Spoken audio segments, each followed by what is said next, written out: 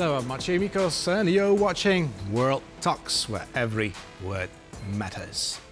Georgia's President Salome Zourabichvili decided to file a lawsuit against the controversial foreign agent law. Although the outcome of this legal action is still unknown, it has already sparked hope for the country's opposition to remove the ruling Georgian Dream party from power, as it would be a blow to the pro-Russian party's chances in the upcoming parliamentary elections this fall. And to talk about it, we're joined by Wojciech Wojtasiewicz, expert in Georgian affairs from the Center for Eastern Studies.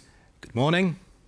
Good morning. Thank you very much for the invitation. Thank you for accepting it. So, first of all, there are courts and there are courts. How impartial is the Constitutional Court in Georgia, and is there, in fact, any chance that the lawsuit against the foreign agent law will be successful? Unfortunately, the judiciary in Georgia and also the Constitutional Court are under influence of the executive branch of Georgian political system. So, unfortunately, the ruling party, Georgian Dream, has enough influence among the judges in the Constitutional Court. So we should not expect that the decision of the Constitutional Court will be against the so-called foreign agent law, and I'm pretty sure that it's true because the last year Georgian Dream Party accused the current president of Georgia, Salome Zourabichvili, of damaging the Georgian constitution because she was traveling around the world without permission from the government. And the decision was positive. I mean, it was kind of impeachment against Salome Zourabichvili, but this decision should be accepted by the Georgian parliament. But unfortunately for Georgian Dream, they didn't have a constitutional majority to accept the decision of the Constitutional Court. So in my opinion, that move which was made by the Madam President and also the NGOs about you mentioned before, it's rather symbolic gesture, symbolic step. But of course, in politics, the symbols are also quite important. I mean, in that way, the Madam President and the NGOs would like to express their attitude. They would like to express their discontent against that so-called Russian law. Mm-hmm. Now, is this discontent still visible in the streets of Georgia? And how has the situation in Georgia changed after the introduction of the controversial foreign agent law?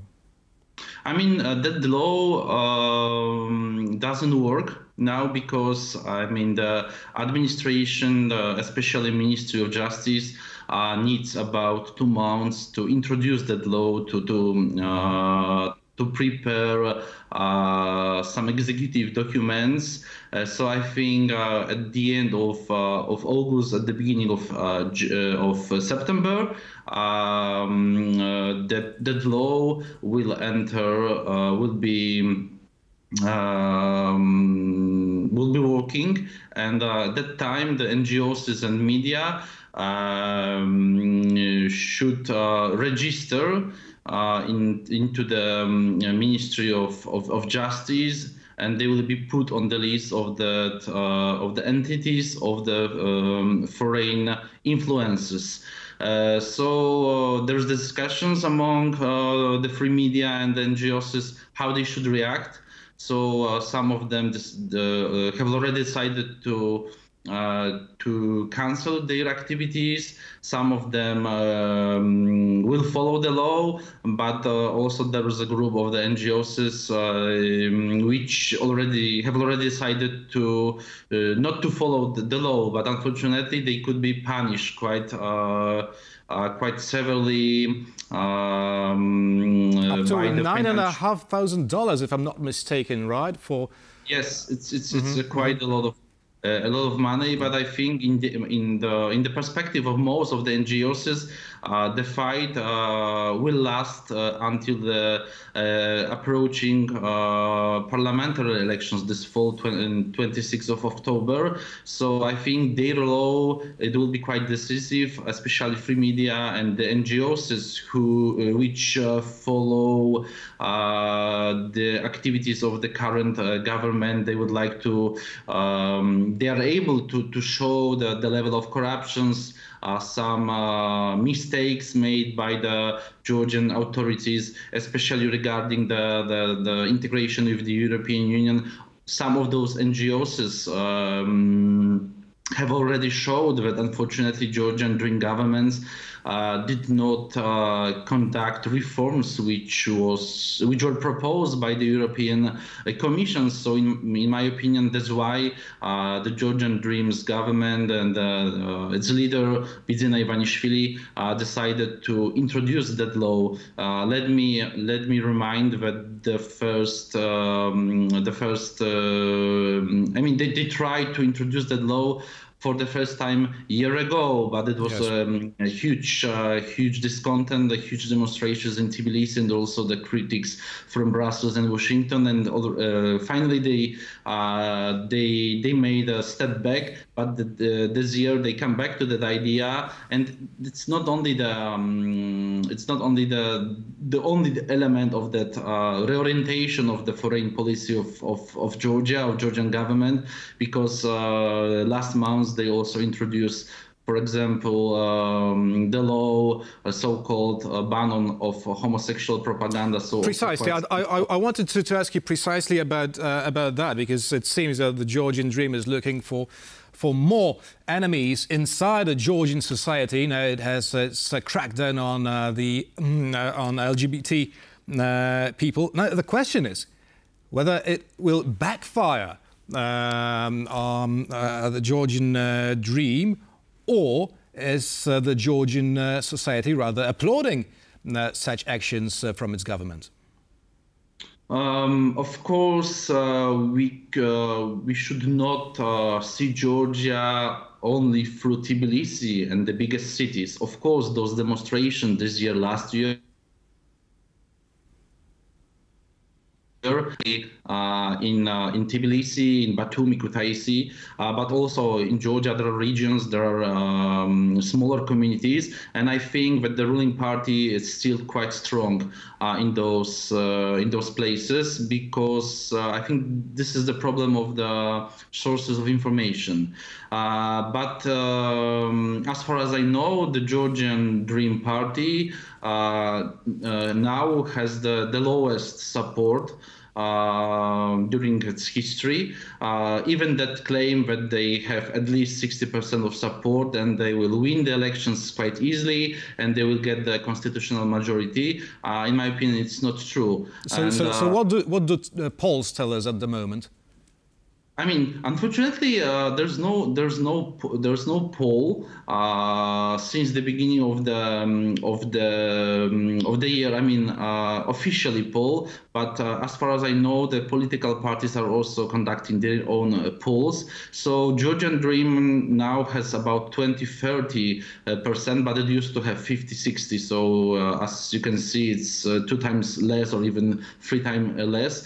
And the problem is the conditions of the opposition, because unfortunately for them, they are quite divided. There are plenty of opposition political parties, but in the last several weeks, we have been able to observe some consolidation process, and until yesterday, the opposition political parties established 3 coalitions. So it's quite possible that those opposition political parties will perform in the upcoming parliamentary elections on the maximum 4th electoral list. But the question is whether it will work, because that's not the first attempt of the Georgian opposition to consolidate against the ruling party. And will this makeshift coalition survive these months until the election in fall, because I guess the Georgian Dream will do its utmost to somehow sow discord amongst its opponents, right? Yeah, for sure, and I think it wouldn't be extremely difficult because, as I told you, there are plenty of opposition political parties. There are some quarrels between the leaders of those political parties, but I'm pretty sure that they realize that the situation is quite tense, that the upcoming parliamentary elections will be quite decisive. It will be kind of referendum about the future of Georgia, about the direction of the foreign policy, and all of the politicians from the opposition claim like this. So I think until the parliamentary elections, those coalitions will exist, and the only chance for winning of that elections by the opposition is to form the coalition government after the elections. But the problem is for the opposition that the ruling party controls the state administration. They have kind of administrative resources, and they can put some pressures on the workers of the public administration, and so on, so on. Bidzina Ivanishvili, the leader of the ruling camp, is really wealthy politicians, and he can even invest some money into the society to convince them to vote for him. And I'm pretty sure that Bidzina Ivanishvili and the Georgian Dream will do everything to keep the power and to be in power for the fourth time. So I think the upcoming months will be extremely difficult for Georgians, for Georgian opposition. But I still see the chance for the victory of the opposition if the elections are rigged by the ruling party. I'm pretty sure that there will be huge demonstration in Tbilisi, in the other cities, and if the ruling party decides to use force against demonstrators, it could be also even kind of the Maidan scenario in Georgia. And I'm also convinced that the European Union, the Western community, should send to Georgia as many as possible observers to keep an eye on the whole process, not only on the E-Day but also before, during the electoral campaign. The only question remains whether they will be let in. Wojciech Wojtasiewicz, expert in Georgian affairs from the Center of Eastern Studies, was a guest this morning. Thank you kindly. Thank you very much. And thank you for watching. That is all for now, and stay with us, of course, for much more here on TVP World.